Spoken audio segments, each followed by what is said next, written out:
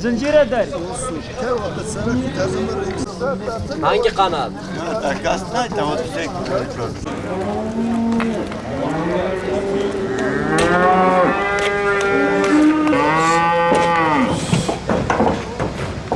Şunu kurbanlık olarak aldım 6 kişiye.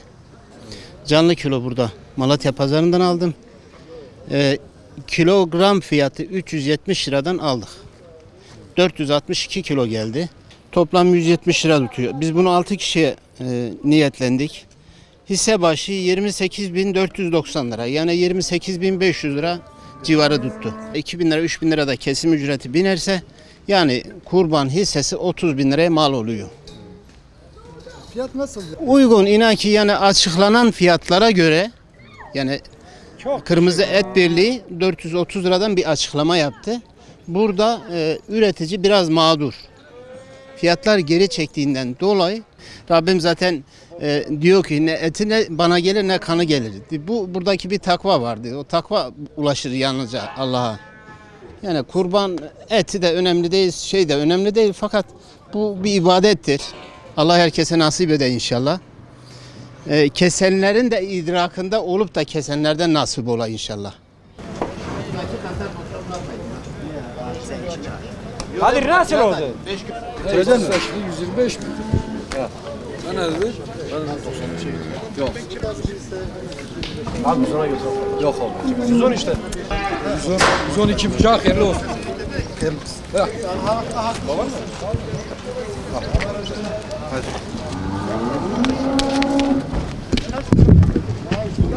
Töret ya. Tamam haber var. Daha iyi bakıyorum. He? Olmaz. Yo yo. La 250 kilo et var canı sağ olasın canım. 140 ay. Olmaz olmaz. Selçuk yok. Elini vicdanına koy canı sağ olasın. Olmaz olmaz. 45. Ya olmaz olmaz. 50. Allah hayırlı olsun. Güle güle hayrını gör. He. Bol bereketli kazançlar olsun kardeşim. Allah hayırlı etsin. Mehmet abi bunu 85 kurtarmaz. Büyükbaş, küçükbaş hayvancılık yapıyorum. Kurbanlık yetiştirip satıyorum. Ada kurban işleriyle uğraşıyorum. Damızlık hayvanlarım var. Hayvancılık piyasası çok yüksek. Yem maliyetlerinden dolayı. Bunlara büyüklerin bir el atmasını isteriz. Çünkü gelecek neslin tekrardan bu işi yürütmesi gerekiyor. Kurban Bayramı'na 3 gün kaldı ama bazı müşterilerimiz zorlanıyor. Pahalı olmasından dolayı. Yine de kurban kaçırılmaz. Geri dönüşü yok. Onun için mecbur. Herkes kesmek istiyor. Kesmeye çalışıyorlar. O şekilde de satışlarımız oluyor. Kurban ibadetini yerine getiriyor.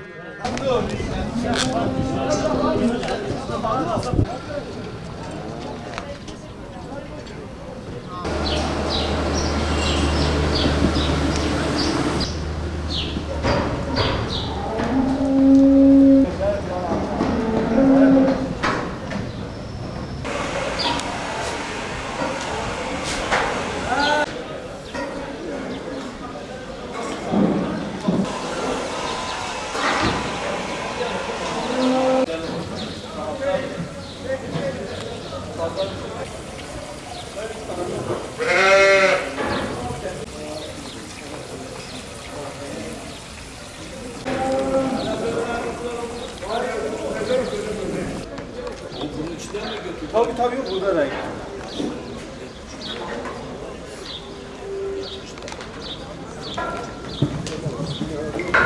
Tamam dayıcım nasıl istersen. Daha gerçekten hayır. Tamam dayı. Allah hayırlı işler. Allah razı olsun dayı. Tekrar bekleriz inşallah. Kurban almaya geldim ben buraya. Fiyatlar nasıl? Fiyatlar daha yeni geldim sormadım ha. Şimdi ortak olursa büyük başaracağım. Yoksa da 2 tane ufak başaracağım. Allah razı olsun kesim kurbanı. Her sene ta aklım yeterli ben kurban kesmezdim. Zaten her sene kesim kurban. Ömrüm olur da keseceğim Allah izin verirse. Şimdi ise kesim, şimdi keseceğim Allah izin verirse. Kurbanı kesim bile paylayık komşularım. Nerede fakir fukaraya dağıtacağım yani.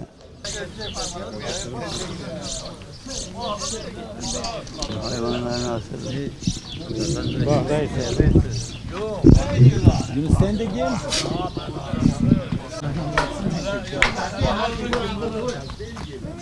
Küçükbaş hayvancılık yapıyoruz. Kurbandan kurbana da hayvanlarımızı yetiştirip getirip burada satıyoruz abi. Satışlar henüz durgun ama abi Malatya'da genel olarak hani bayrama çok daha yakın Arefe günü bir önceki gün gibi yoğun satışlar başlıyor. Ama yine de hani ufak tefek satışlarımız oluyor. Çok öyle fazla olmasa da düzeleceğini umut ediyoruz. Güzel olacak inşallah. Fiyatlar nasıl? Küçük başlar neyden başlıyor, ne kadar? Şöyle abi koyun cinsi toklarımız 17-18 binden başlıyor. İşte koçlarımız 35 bin 40 bine kadar koç var.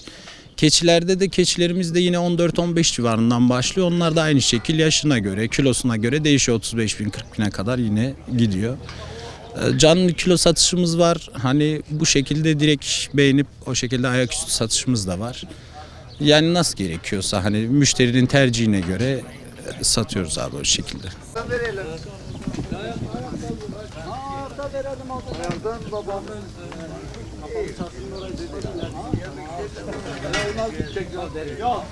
Bir tanesi budur.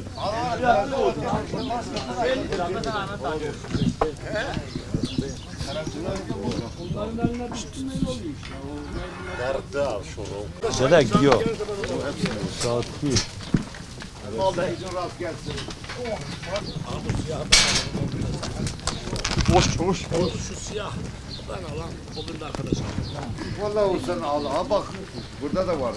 Kurban bakmaya geldik.